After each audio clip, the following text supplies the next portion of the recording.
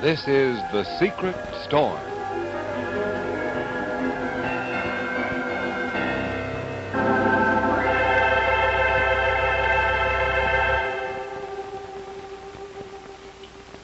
I don't know what to do about Susan. She's completely deaf to logic and reason, even common sense. She sees the whole thing as simply the loss of Alan's job and the loss of her own security. She says that Amy is the only one that we care about. Amy, dear, couldn't you do your homework better in your room? It must be pretty difficult to concentrate with people talking. But then I wouldn't know what's going on. Well, I must say, Alan's attitude is admirable. When you think of all the time and effort that he put in making a go of his job, to risk it for, let's face it, to risk it for our sake. It is admirable, but that's not the reason. He's just as much concerned with the principle in this as we are. He's quite a guy. Peter, is Susan still angry at me? Very. But that's not your doing. Even so, I just can't escape the feeling that she sees me as, well, as the one who's mainly responsible for her troubles. Well, that's not your problem. That's hers. Now, darling, we know who's to blame in this. Frank Bennett, no one else. It's obvious that he's the cause of this disgraceful school situation. Now, we've got to do everything necessary to expose him. Well, what about Joe Sullivan? Has he found anything? Yes, he's out on the track digging up facts now. The whole picture is coming clear. Bennett's collusion with the superintendent of schools, his collusion with the building commissioner. Tom Wesley? Yeah. I was trying to reach him today. Not in. He has to check with Bennett before he can talk to me. Well, why are you trying to reach Wesley? Well, Sam Bloom says that I have to get the owner's permission in order to make another survey of that building lot next to the high school. They're covering up something there, and I'm going to dig it into the open, or I'm going to know the reason why. Amy? Yes, Dad? Have you been listening to what I was saying? Of course. Well, now, look, I'm very serious. Now, I don't want you to breathe a word of this to anyone. Well, of course I won't. What kind of a ninny do you think I am? I know what's at stake. Peter, maybe if I talk to Susan, I'd... Have you still got that on your mind? Well, of course. Well, Peter, I don't want her to Darling, think it's not your responsibility. It's Alan's. If he can see this thing in perspective and Susan can't... I'll get it. Well, I wonder who that could be at this hour.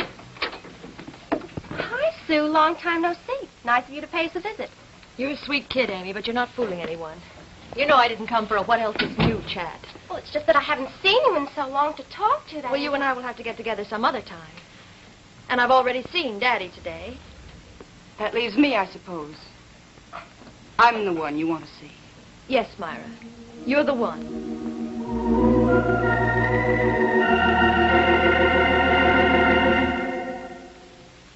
Do you think it's safe to ask them? Barbara, you know Perry Mason would never ask a witness a question unless he knew the answer beforehand. All right, go ahead, Mr. Burr. Will you be with us for the next Perry Mason show? Right here, Saturday.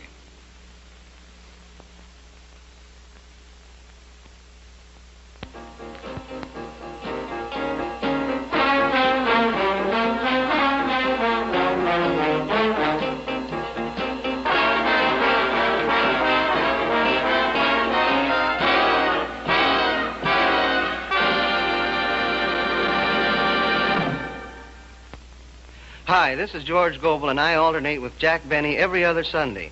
And if you've been watching a tall, handsome fellow with wavy brown hair, a pencil-thin mustache, and a livid Heidelberg dueling scar on his dimpled chin, you've been tuning in on the wrong channel. So stay tuned to this one every other Sunday over most of these stations.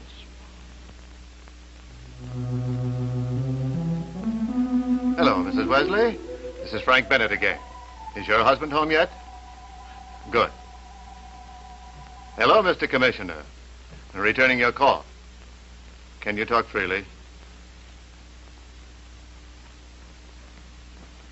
Now, what was Joe Sullivan doing at the village clerk's office? He what? No, it's all right, Tom. How could you have prevented him? It's public property. If he wants to photostat those records, he has a right. Now, tell me exactly, what did he get? The original deed to the Holland Avenue property. And I suppose he also copied my option to buy it, hmm? All right. Now, just calm down and listen. Anybody questions your inquiries, you just tell them how it was. The mayor asked you, as building commissioner, for your opinion. You had a survey made and decided the land was unsuitable for building, just as you were expected to do. I know that wasn't quite the way it was, but you stick to your guns no matter what happens. Sullivan claims this is only a routine survey being made by his newspaper. I don't believe him either.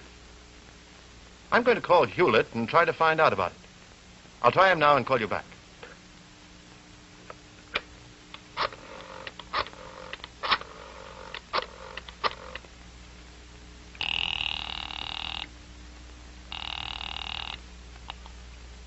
Hello?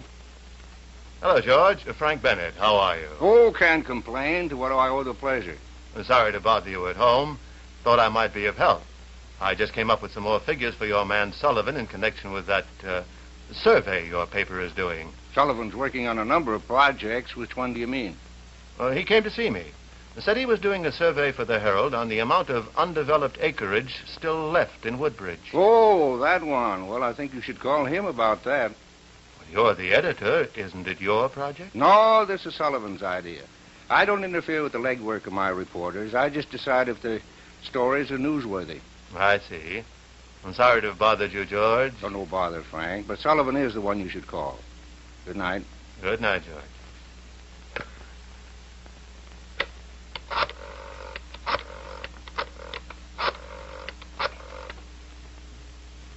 Tom, I just spoke to Hewlett. It's as I thought. This is Sullivan's baby. I'll bet my last dollar Peter Ames put him up to it. What's that? Ames has been trying to call you? What did he want? That's all right, Tom. Keep on avoiding him. How long? Until I've wrapped up my deal, that's how long. I've nursed that Holland Avenue property along this far. I'm not going to let some two-bit do-gooders ruin the deal for me now. Listen, I'm going to New York tomorrow. Wrap this up as fast as I can. You just stick to your story, and we'll be all right. I'll call you as soon as I get back.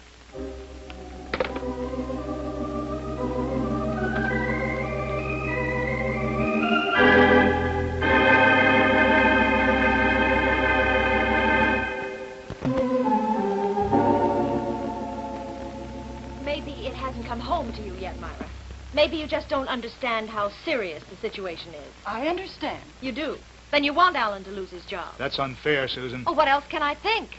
Her fighting with Bennett has already resulted in Alan's resignation. It's that simple. It is not that simple, Susan. There is a matter of principle involved. Oh! And Myra is not responsible.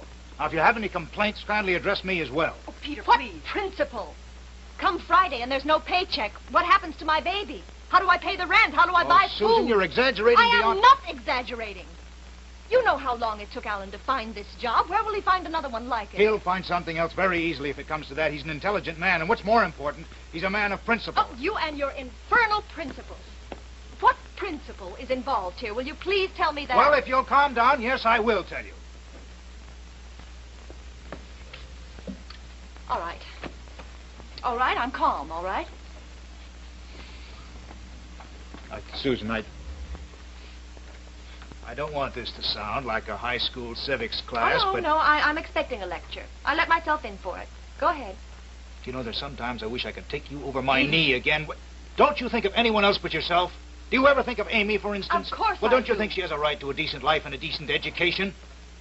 We'd do the same thing for you if you were in her shoes. We did the same. Yes, you and my mother did, not her. You say one more word like that, Susan, and I No, don't... Peter. Go ahead, Susan, say it.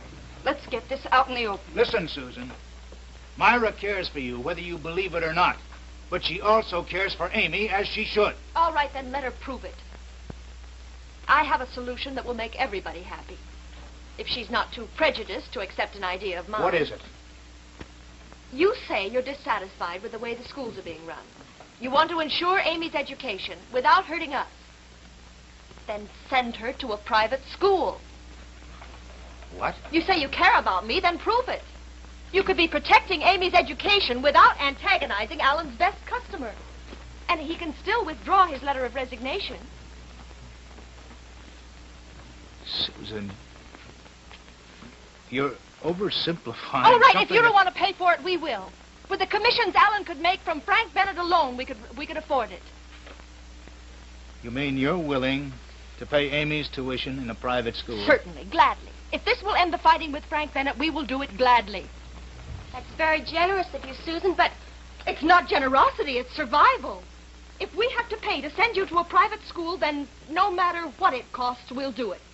Anything to end this squabbling between Myra and Bennett. Now, will you leave Myra out of this? Please, She's not responsible. please let me send Amy to a private school so we can save something out of all this.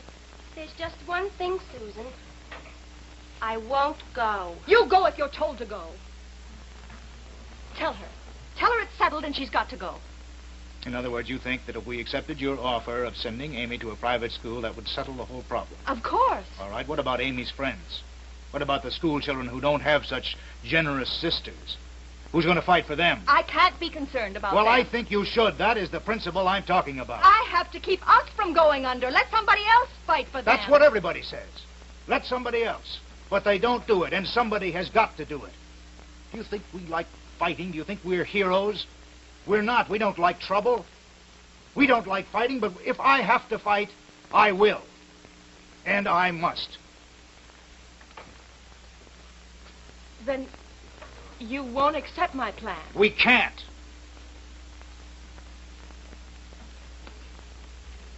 Amy, if you would agree, maybe... Susan, I don't want to go away. I've got my friends here.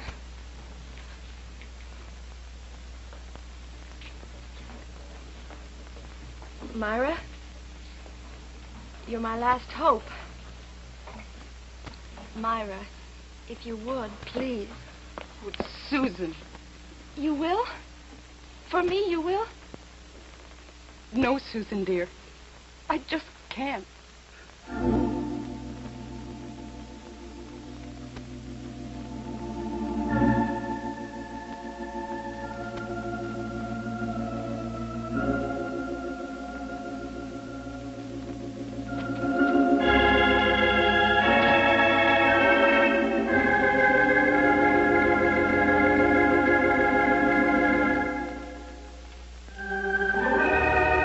Listen every day, each Monday through Friday, to The Secret Storm.